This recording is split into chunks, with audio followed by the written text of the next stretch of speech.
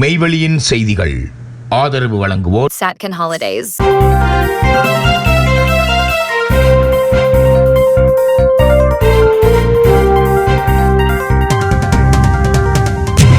வணக்கம். மெய்வெளியின் செய்திகள் வாசித்தளிப்பவர் சிவசம்பு பரிமேலழகர். முதலில் இலங்கை செய்திகள்.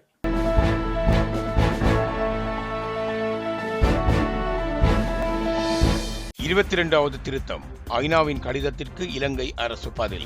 22வது அரசியலமைப்பு திருத்த வரைவு தொடர்பில் நீதித்துறையின் சுதந்திரம் குறித்து ஐக்கிய நாடுகள் சபையின் சிறப்பு அறிக்கையாளர் மார்க்ரெட் சட்டவாய்ட் எழுப்பியுள்ள கவலைகளுக்கு அரசாங்கம் விரைவில் பதிலளிக்க உள்ளதாக வெளிவிவகார அமைச்சர் விஜித ஹெரத் தெரிவித்துள்ளார். உயர் நீதிமன்ற நீதிபதிகளின் ஓய்வு பெறும் வயதை நீடிப்பதற்காக அரசியலமைப்பில் திருத்தம் மேற்கொள்ளும் முன்மொழிவு தொடர்பில் ஐக்கிய நாடுகள் சிறப்பு அறிக்கையாளர் இலங்கை அரசாங்கத்திற்கு கடிதம் ஒன்றை அனுப்பியிருந்தார். முன்மொழியப்பட்ட திருத்தத்தின் வடிவம் மற்றும் அதன் சாத்தியமான தாக்கங்கள் குறித்து அந்த கடிதத்தில் பல்வேறு கவலைகள் முன்வைக்கப்பட்டிருந்தன. குறிப்பாக நீதித்துறையின் சுதந்திரம், நியாயமான விசாரணைக்கான உரிமை, அதிகார பகிர்வு மற்றும் நீதிபதிகள் தேவையற்ற அழுத்தம் அல்லது தலையீடு இன்றி தமது கடமைகளை ஆற்றும் திறன் ஆகியவை பாதிக்கப்படக்கூடும் என ஐக்கிய நாடுகள் சிறப்பு அறிக்கையாளர் சுட்டிக்காட்டியுள்ளார். அத்துடன் நீதித்துறையின் சுதந்திரம் மீதான பொதுமக்களின் நம்பிக்கையும் பாதிக்கப்படக்கூடும் என அவர் கவலை வெளியிட்டுள்ளார். முன்மொழியப்பட்ட அரசியலமைப்பு சீர்திருத்தம் தொடர்பில் மேலதிக தகவல்களையும் அவர் அரசாங்கத்திடம் கோரியுள்ளார். இந்த நிலையில் ஐக்கிய நாடுகள் சிறப்பு அறிக்கையாளரின் கவலைகளுக்கு வெளிவிவகார அமைச்சின் ஊடாக விரைவில் விரிவான பதிலை வழங்க உள்ளதாக அமைச்சர் விஜித ஹெரத் தெரிவித்துள்ளார். நீதிபதிகளின் சேவை தேவைகள் மற்றும் தற்போது தேங்கியுள்ள வழக்குகளின் எண்ணிக்கையை குறைப்பதற்காகவே இந்த திருத்தம் முன்மொழியப்பட்டுள்ளதாக அரசாங்கம் விளக்கமளிக்க உள்ளதாகவும் அவர் கூறியுள்ளார். இது வெறுமனே ஒரு கட்டமைப்பு மாற்றமே தவிர எந்த ஒரு குறிப்பிட்ட நபரையும் இலக்காக கொண்டு வரப்படும் திருத்தம் அல்ல என்பதையும் ஐக்கிய நாடுகள் சிறப்பு அறிக்கையாளருக்கு தெளிவுபடுத்த உள்ளதாக அமைச்சர் மேலும் தெரிவித்துள்ளார். அரசாங்கத்தின் அனைத்து நடவடிக்கைகளும் அரசியலமைப்பு சட்டத்திற்கும் ஜனநாயக கட்டமைப்பிற்கும் உட்பட்டே முன்னெடுக்கப்படுகின்றன என்பதையும் பதிலில் தெளிவுபடுத்த உள்ளதாக அவர் குறிப்பிட்டுள்ளார். இந்த திருத்தத்தை யார் மீதும் திணிக்கவில்லை என தெரிவித்துள்ள வெளிவிவகார அமைச்சர் விஜித ஹெரத் ஐக்கிய நாடுகள் சிறப்பு அறிக்கையாளருடனான அரசாங்கத்தின் பதில் விரைவில் அனுப்பப்படும் என்றும் தெரிவித்துள்ளார். ஈஸ்டர் தாக்குதல் வழக்கில் முக்கிய திருப்பம், பிரதிவாதிகள் தரப்பு சாட்சி ஆரம்பம்.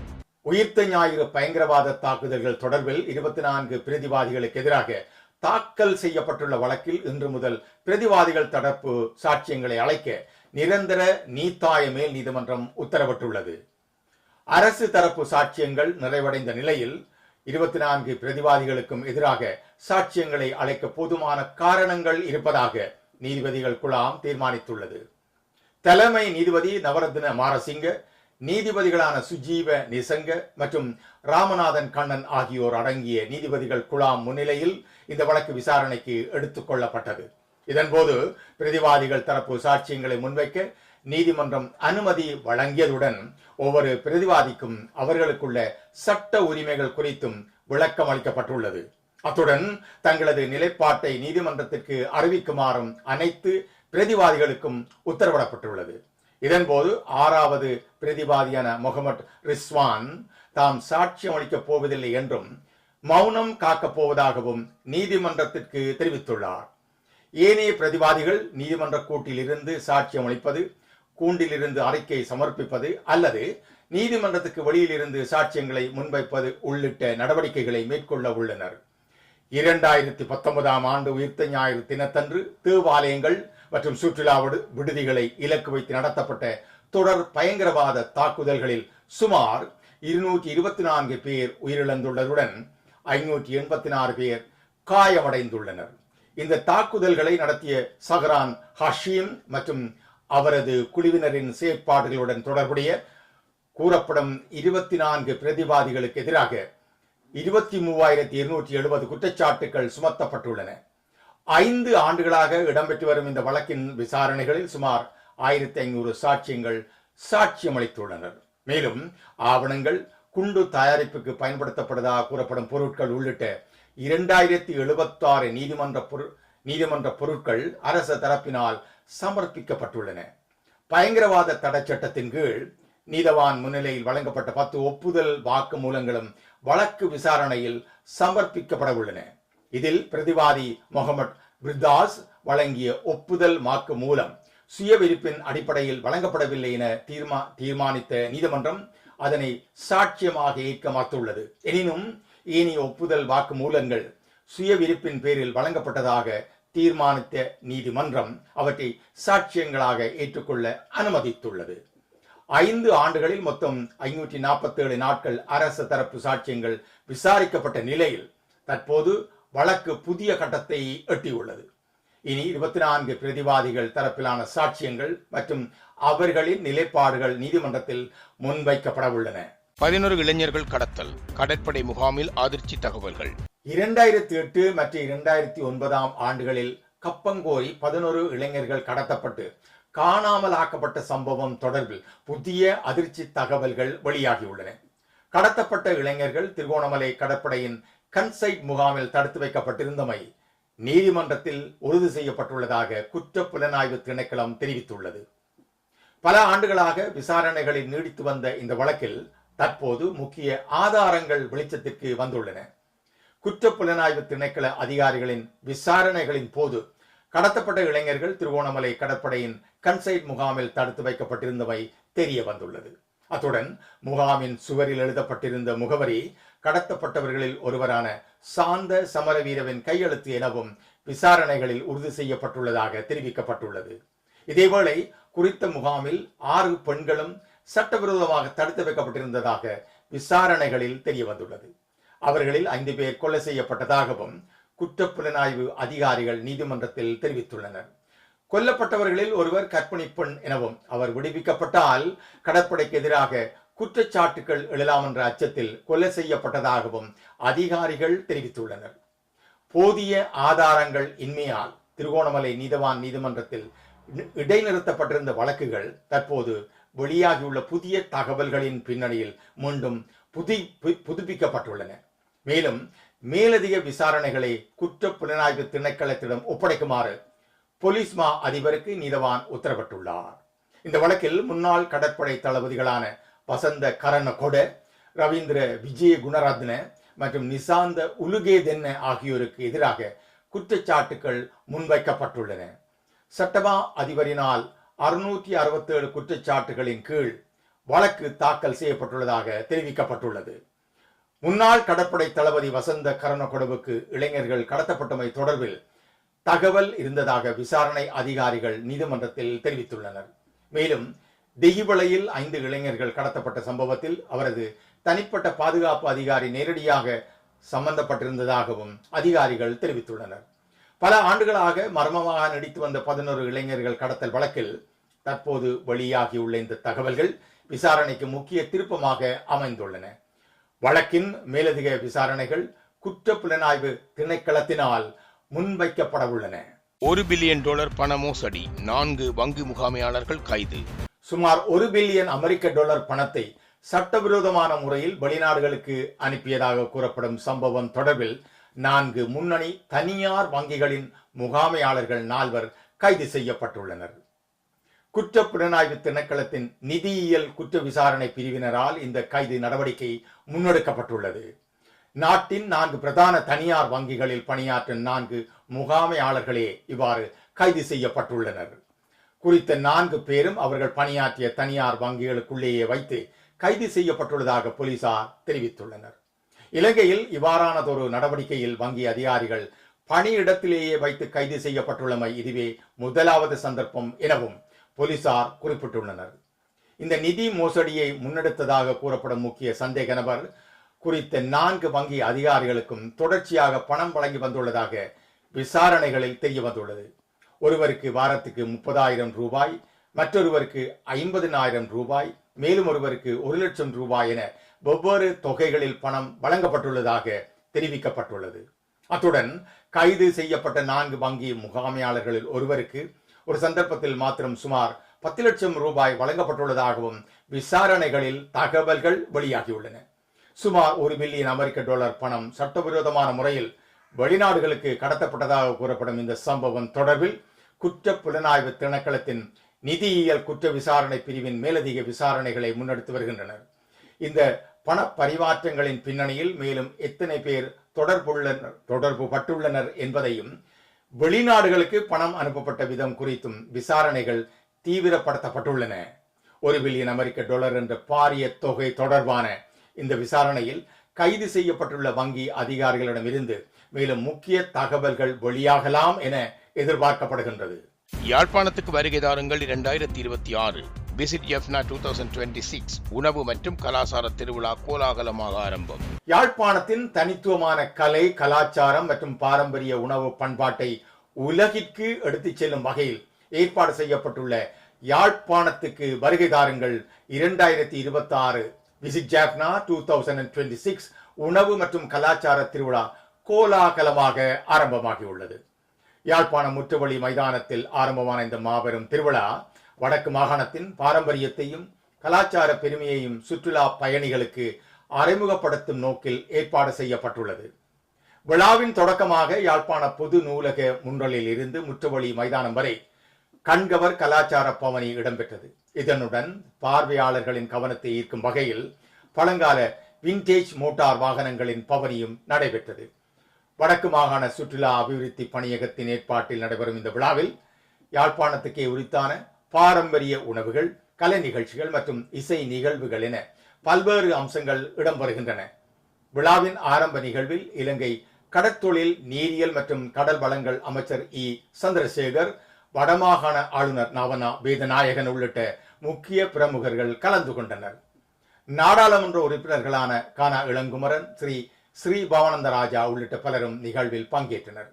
தொடர்ந்து 3 நாட்கள் நடைபெறும் இந்த திருவிழாவில் காலை 10 மணி முதல் இரவு 10 மணி வரை பார்வையாளர்களுக்கு பல்வேறு நிகழ்வுகளை கண்டுகளிக்கும் வாய்ப்பு ஏற்படுத்தப்பட்டுள்ளது. குறிப்பாக மாலை வேளைகளில் இடம்பெறும் பாரம்பரிய இசை மற்றும் கலை நிகழ்ச்சிகள் விழாவின் முக்கிய சிறப்பு அம்சங்களாக அமைந்துள்ளன. யாழ்ப்பாணத்தின் மண்ணின் மனம், பாரம்பரிய உணவுகளின் சுவை, கலை மற்றும் கலாச்சாரத்தின் அழகு என அனைத்தையும் ஒரே இடத்தில் அனுபவிக்கும் வாய்ப்பை இந்த விழா ஏற்படுத்தியுள்ளது. உள்ளூர் மக்களுடன் வெளிநாடுகளில் இருந்து வருகை தரும் சுற்றுலா பயணிகளையும் ஈர்க்கும் வகையில் நடைபெறும் ஏனைய விசிட் ஜெஃப்னா 2026 வடக்கின் சுற்றுலா துறைக்கு புதிய உத்வேகத்தை வழங்கும் நிகழ்வாக அமைந்துள்ளது. அறநெறி பாடசாலைகள் அதிகரித்தால் சிறைச்சாலைகள் குறையும், பிரதி அமைச்சர். யாழ்ப்பாணத்தின் தனித்துவமான கலை, கலாச்சாரம் மற்றும் பாரம்பரிய உணவு பண்பாட்டை உலகிற்கு எடுத்துச் செல்லும் வகையில் ஏற்பாடு செய்யப்பட்டுள்ள யாழ்ப்பாணத்துக்கு வருகை தாருங்கள் 2026 விசிட் ஜெஃப்னா 2026 உணவு மற்றும் கலாச்சார திருவிழா கோலாகலமாக ஆரம்பமாகியுள்ளது. யாழ்ப்பாணம் முற்றுவழி மைதானத்தில் ஆரம்பமான இந்த மாபெரும் திருவிழா வடக்கு மாகாணத்தின் பாரம்பரியத்தையும் கலாச்சார பெருமையையும் சுற்றுலா பயணிகளுக்கு அறிமுகப்படுத்தும் நோக்கில் ஏற்பாடு செய்யப்பட்டுள்ளது. விழாவின் தொடக்கமாக யாழ்ப்பாண பொது நூலக முன்றலில் இருந்து முற்றுவழி மைதானம் வரை கண்கவர் கலாச்சார பவனி இடம்பெற்றது. இதனுடன் பார்வையாளர்களின் கவனத்தை ஈர்க்கும் வகையில் பழங்கால விண்டேஜ் மோட்டார் வாகனங்களின் பவனியும் நடைபெற்றது. வடக்கு மாகாண சுற்றுலா அபிவிருத்தி பணியகத்தின் ஏற்பாட்டில் நடைபெறும் இந்த விழாவில் யாழ்ப்பாணத்துக்கே உரித்தான பாரம்பரிய உணவுகள், கலை நிகழ்ச்சிகள் மற்றும் இசை நிகழ்வுகள் என பல்வேறு அம்சங்கள் இடம்பெறுகின்றன. விழாவின் ஆரம்ப நிகழ்வில் இலங்கை கடற்தொழில், நீரியல் மற்றும் கடல் வளங்கள் அமைச்சர் இ. சந்திரசேகர், வடமாகாண ஆளுநர் நவனா வேதநாயகன் உள்ளிட்ட முக்கிய பிரமுகர்கள் கலந்து கொண்டனர். நாடாளுமன்ற உறுப்பினர்களான கானா இளங்குமரன், ஸ்ரீ பவானந்த ராஜா உள்ளிட்ட பலரும் நிகழ்வில் பங்கேற்றனர். தொடர்ந்து 3 நாட்கள் நடைபெறும் இந்த திருவிழாவில் காலை 10 மணி முதல் இரவு 10 மணி வரை பார்வையாளர்களுக்கு பல்வேறு நிகழ்வுகளை கண்டுகளிக்கும் வாய்ப்பு ஏற்படுத்தப்பட்டுள்ளது. குறிப்பாக மாலை வேளைகளில் இடம்பெறும் பாரம்பரிய இசை மற்றும் கலை நிகழ்ச்சிகள் விழாவின் முக்கிய சிறப்பு அம்சங்களாக அமைந்துள்ளன. யாழ்ப்பாணத்தின் மண்ணின் மனம், பாரம்பரிய உணவுகளின் சுவை, கலை மற்றும் கலாச்சாரத்தின் அழகு என அனைத்தையும் ஒரே இடத்தில் அனுபவிக்கும் வாய்ப்பை இந்த விழா ஏற்படுத்தியுள்ளது. உள்ளூர் மக்களுடன் வெளிநாடுகளில் இருந்து வருகை தரும் சுற்றுலா பயணிகளையும் ஈர்க்கும் வகையில் நடைபெறும் ஏனைய விசிட் ஜெஃப்னா 2026 வடக்கின் சுற்றுலா துறைக்கு புதிய உத்வேகத்தை வழங்கும் நிகழ்வாக அமைந்துள்ளது. Soft ocean breeze. Bentata welcomes you to paradise. with Satkin Holidays. Mirasa Beach.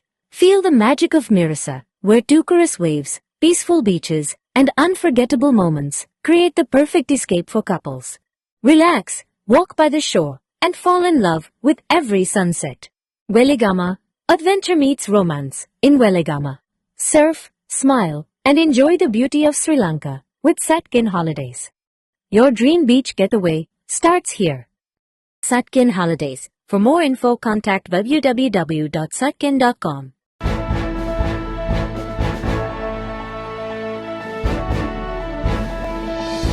நூறு நாள் ஆட்சி ஒரு யுகத்திற்கான மக்களின் மனசாட்சி. 100 நாள் ஆட்சியின் செயற்பாடுகளை பட்டியலிட்டுள்ள முதல்வர் விஜய்.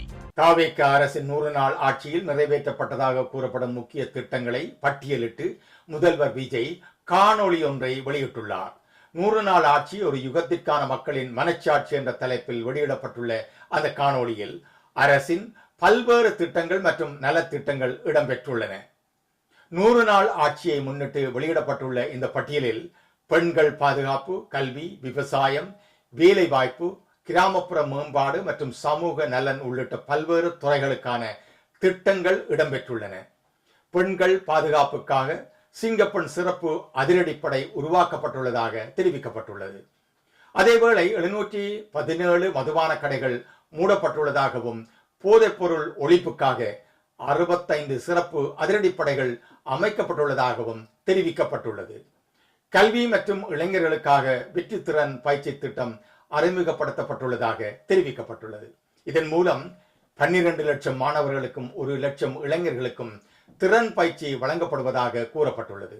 மேலும் வெற்றி மடிக்கணனி திட்டத்திற்கு 2000 கோடி ரூபாய் ஒதுக்கப்பட்டுள்ளதாகவும் தெரிவிக்கப்பட்டுள்ளது. அரசு மற்றும் அரசு உதவி பெறும் பள்ளிகளில் 11ஆம் வகுப்பு பயிலும் மாணவர்களுக்கு நவீன மிதிவண்டிகள் வழங்கும் திட்டமும் பட்டியலில் இடம்பெற்றுள்ளது. விவசாயிகளுக்காக கரும்புக்கு டன் ஒன்றுக்கு 4000 ரூபாய் சிறப்பு ஊக்கத்தொகையும், நெல்லுக்கு குவிண்டால் ஒன்றுக்கு 2750 ரூபாய் சிறப்பு ஊக்கத்தொகையும் வழங்கப்படுவதாக தெரிவிக்கப்பட்டுள்ளது. மேலும் விவசாயிகளுக்கான 6000 கோடி ரூபாய் பயிர்க்கடன் தள்ளுபடி திட்டமும் குறிப்பிடப்பட்டுள்ளது.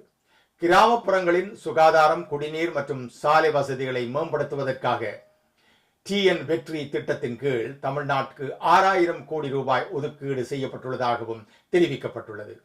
பெண்களுக்கான ஆடுகள் வளர்ப்பு திட்டம், 200 யூனிட் கட்டணமில்லா மின்சாரம் உள்ளிட்ட பல்வேறு நலத்திட்டங்களும் அறிவிக்கப்பட்டுள்ளன. பெருந்தலைவர் காமராஜ் காலை உணவு திட்டத்தை விரிவுபடுத்துவதற்காக 710 கோடி ரூபாய் ஒதுக்கப்பட்டுள்ளதாகவும் தெரிவிக்கப்பட்டுள்ளது. திருமண உதவி திட்டத்தின் கீழ் 8 கிராம் தங்க நாணயம் மற்றும் பட்டுப்புடவை வழங்குவதற்கு 812 கோடி ரூபாய் ஒதுக்கீடு செய்யப்பட்டுள்ளதாகவும் குறிப்பிடப்பட்டுள்ளது. தொழில் மற்றும் முதலீட்டு துறையில் இடம்பெற்றுள்ள முக்கிய அறிவிப்பாக வெற்றி தமிழ்நாடு முதலீட்டாளர்கள் மகாநாடு 2026 மூலம் 1 லட்சம் கோடி ரூபாய் முதலீடு ஈர்க்கப்பட்டுள்ளதாக தெரிவிக்கப்பட்டுள்ளது. 100 நாள் ஆட்சியின் செயல்பாடுகளை பட்டியலிட்டுள்ள முதல்வர் விஜய் இந்த ஆட்சி ஒரு யுகத்திற்கான மக்களின் மனச்சாட்சி என குறிப்பிட்டுள்ளார்.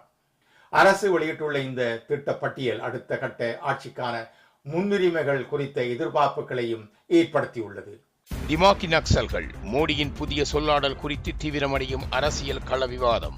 இந்திய பிரதமர் நரேந்திர மோடி பயன்படுத்திய திமாகி நக்சல்கள் என்ற சொல்லாடல் தற்போது இந்திய அரசியல் மற்றும் சமூக வலைத்தளங்களில் பேசு பொருளாகியுள்ளது. இந்தியாவின் 80வது சுதந்திர தினத்தை முன்னிட்டு பிரதமர் மோடி ஆற்றிய உரையில் திமாகி நக்சல் என்ற சொல்லை பயன்படுத்தியுள்ளார். ஹிந்தி மொழியில் திமாக் என்பது அறிவு அல்லது மூளை என்று பொருள்படும். இதனால் திமாகி நக்சல்கள் என்பது பொதுவாக அறிவுசார் நக்சல்கள் அல்லது அறிவுஜீவி நக்சல்கள் என்ற பொருளில் பயன்படுத்தப்படுவதாக விளக்கப்படுகின்றது. பாரம்பரியமாக நக்சல்கள் என்பது ஆயுத போராட்டத்துடன் தொடர்படுத்தப்படும் நிலையில் ஆயுதங்களை பயன்படுத்தாமல் அறிவுசார் மற்றும் கருத்தியல் வழிகளில் செயல்படுவதாக கூறப்படும் ஒரு தரப்பை குறிப்பிடுவதற்காகவே இந்த சொல்லாடல் பயன்படுத்தப்படுவதாக கூறப்படுகின்றது. பிரதமர் மோடியின் உரைக்கு பின்னர் திமாகி நக்சல்கள் யார் என்ற தேடலும் சமூக வலைத்தளங்களில் அதிகரித்துள்ளது. இந்த சொல்லாடல் குறித்து உத்தரப்பிரதேசத்தின் முன்னாள் காவல்துறை தலைவரும் பாஜக நாடாளுமன்ற உறுப்பினருமான பிரிஜ்லால் விளக்கமளித்துள்ளார். அவரது கூற்றுப்படி காடுகளில் ஆயுதமேந்தி செயல்படும் நக்சல்களை விட நகர்ப்புறங்களில் அறிவுசார் தளங்களில் செயல்படுவதாக கூறப்படும் திமாகி நக்சல்கள் மிகவும் ஆபத்தானவர்கள். பேராசிரியர்கள், எழுத்தாளர்கள், கவிஞர்கள் மற்றும் தன் ஆர்வலர்கள் உள்ளிட்ட பல்வேறு துறைகளைச் சேர்ந்தவர்கள் மூலம் கட்டுரைகள், மாநாடுகள் மற்றும் கருத்தியல் நடவடிக்கைகள் வழியாக இளைஞர்களை பாதிக்க முயற்சிப்பதாக அவர் குற்றம் சுமத்தியுள்ளார். மேலும் ஜனநாயகம், நீதித்துறை, இராணுவம் மற்றும் அரசியலமைப்பு உள்ளிட்ட நாட்டின் முக்கிய நிறுவனங்கள் மீது இளைஞர்களுக்கு அவநம்பிக்கையை ஏற்படுத்தும் கருத்துக்கள் பரப்பப்படுவதாகவும் விரிச்சிலால் தெரிவித்துள்ளார். இத்தகைய கருத்தியல் நடவடிக்கைகள் மூலம் இளைஞர்கள் வன்முறை பாதைக்கு திசை திருப்பப்படலாம் என்றும் அவர் எச்சரித்துள்ளார். எனினும் திமாகி நக்சல்கள் என்பது தற்போது அரசியல் உரையாடலில் பயன்படுத்தப்படும் ஒரு சொல்லாடலாகவே பரவலாக விவாதிக்கப்படுகின்றது. பிரதமர் மோடியின் உரையை தொடர்ந்து இந்த சொல் சமூக வலைத்தளங்களில் வைரலாகி உள்ளது.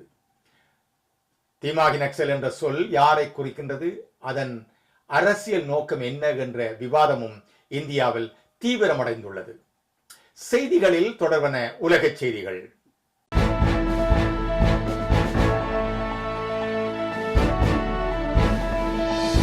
ஐரோப்பிய கண்டம் முழுவதும் நிலவும் கடும் வெப்ப அலை, காட்டு தீ தீவிரம், 500 பேர் கைது. ஐரோப்பிய கண்டம் முழுவதும் நிலவும் வெப்ப அலைக்கு மத்தியில் பல நாடுகளில் காட்டுத்தீ தீவிரமடைந்து வரும் நிலையில் பிரான்சில் கோடை காலம் தொடங்கியது முதல் காட்டுத்தீயை பற்ற வைத்த சந்தேகத்தின் பேரில் சுமார் 500 பேர் கைது செய்யப்பட்டுள்ளதாக அதிகாரிகள் தெரிவித்துள்ளனர்.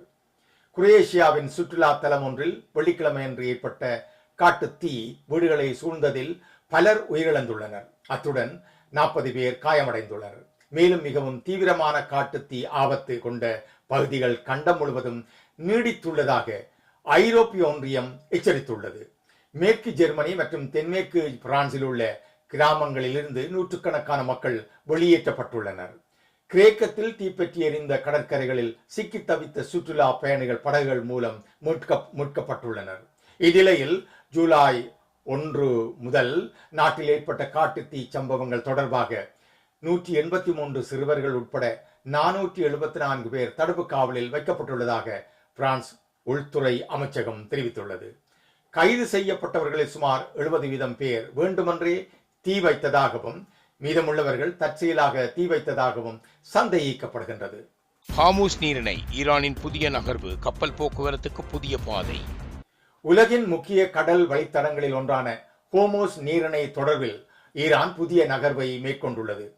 ஓமானுடன் இணைந்து இந்த முக்கிய நீரிணை வழியாக வர்த்தக கப்பல்கள் பாதுகாப்பாக செல்லும் வகையில் புதிய ஏற்பாட்டை இறுதி செய்யும் பணியில் ஈரான் ஈடுபட்டுள்ளதாக தகவல்கள் வெளியாகியுள்ளன. ஈரானுக்கும் ஓமானுக்கும் இடையிலான பேச்சுவார்த்தைகளில் கப்பல்கள் பயணிக்கக்கூடிய குறிப்பிட்ட பாதைகள் தொடர்பில் உடன்பாடு ஏற்பட்டுள்ளதாக தெரிவிக்கப்பட்டுள்ளது.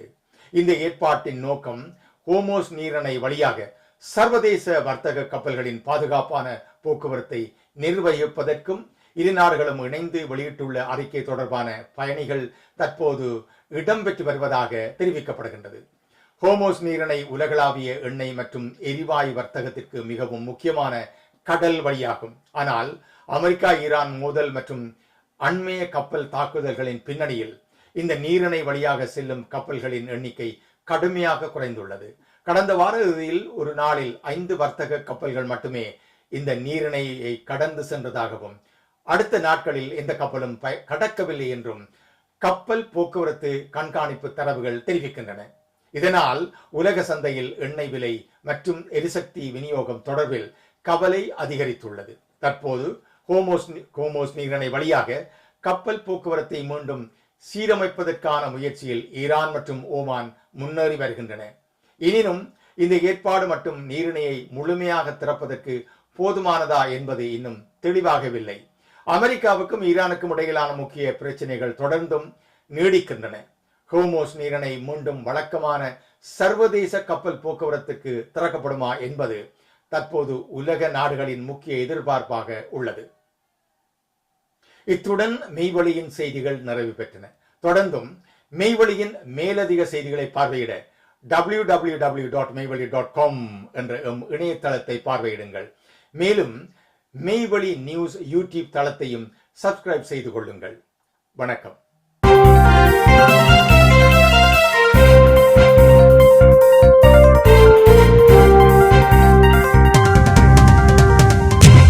Soft ocean breeze.